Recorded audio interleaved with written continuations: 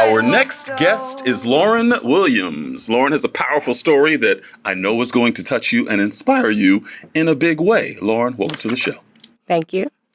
So tell us a little bit about yourself. I know that you've made it to UC Davis and are chasing your dreams, but you've had to overcome a lot along the way to get here. Tell us a little bit about your story.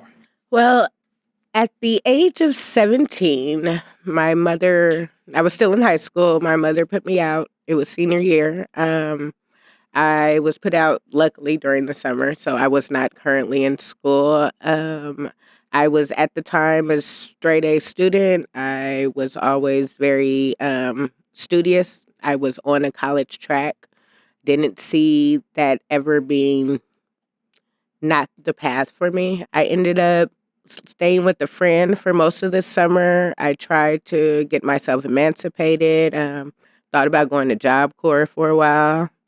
And then my grandmother told me that I could move with her to Kansas.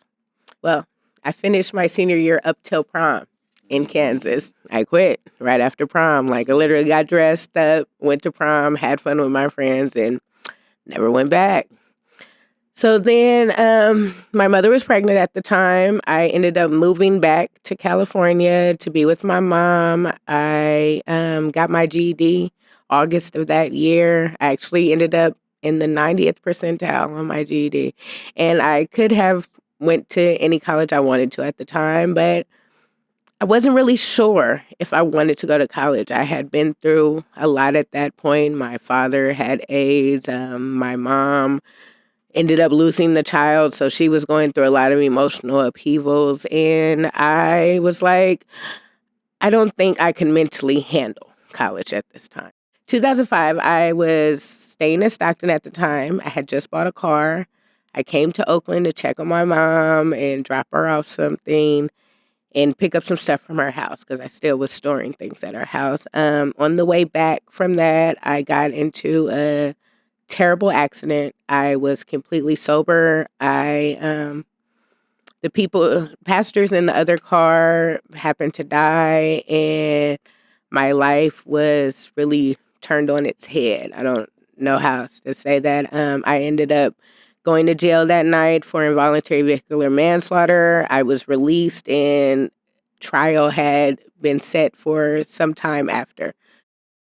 Now, you are formerly incarcerated, and even though you paid your debt to society, you feel that you continue to pay for what happened, including homelessness. So what has that been like? Well, when you have involuntary vehicular manslaughter on your background, it is something that people really see as something that they don't want to deal with. What happened to me could have literally happened to anybody. It was a car accident. I was not speeding. I wasn't drunk. I wasn't high. I was completely sober, overcorrected, and the back of my car hit someone.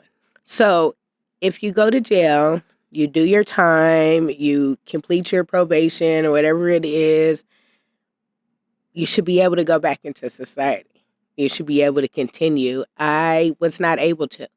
And because I was not able to continue with getting jobs, or if I did get a job, it was an incredibly low-paying job where I could not find any stability to get my own place, buy a car. I moved around quite a bit. So through all that, what drove you to enroll at American River College, and what was that experience like?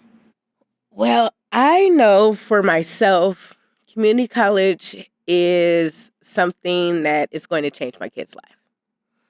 I know that following COVID, more women with children went back to school than any other population. And I mean across cultures. But I know if you're like me and you have kids and you see them every day and you're not in the best of situations, even if you do have financial stability, it's not financial growth.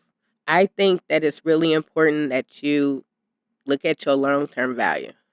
We all got right now, and we never know what tomorrow may bring. It ain't promised to none of us, right? Mm-hmm. But no mother doesn't want their kid to have a tomorrow.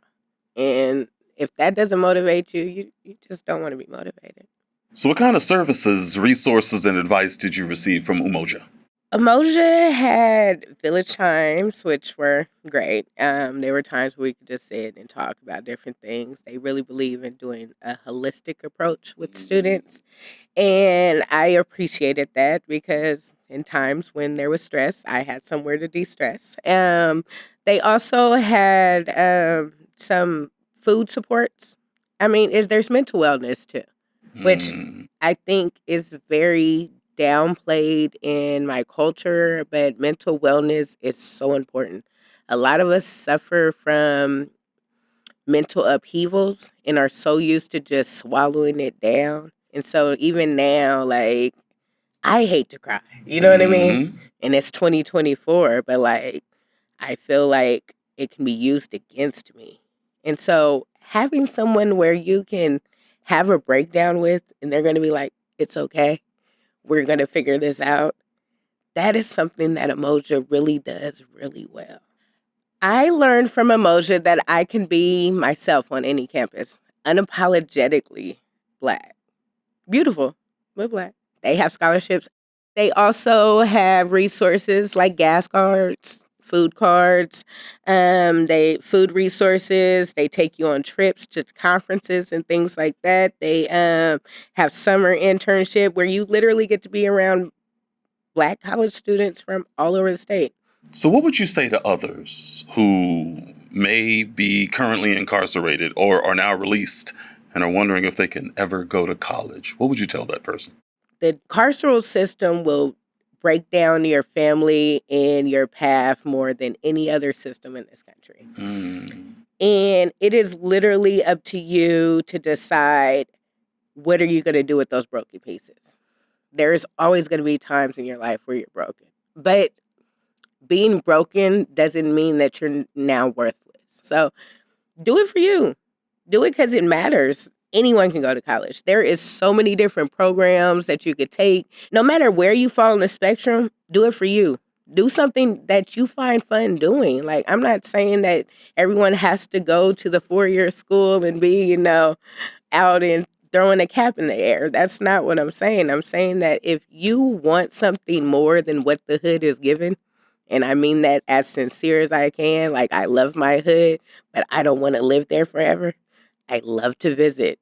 Hey, homies, you know what I mean? But I don't want to be there forever. And so if you want something more than what you got, that's the only place you're going to do it. Education breaks barriers. Like they said, if they wanted to hide something from us, they'd put it in a book. So go read the books because obviously it's hidden stuff there. Now you're married.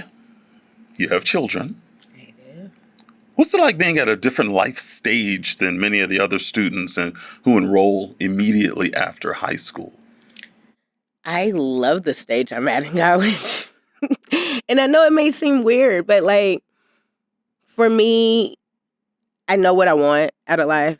I think that I'm in a great place mentally for college. Like I know what I want.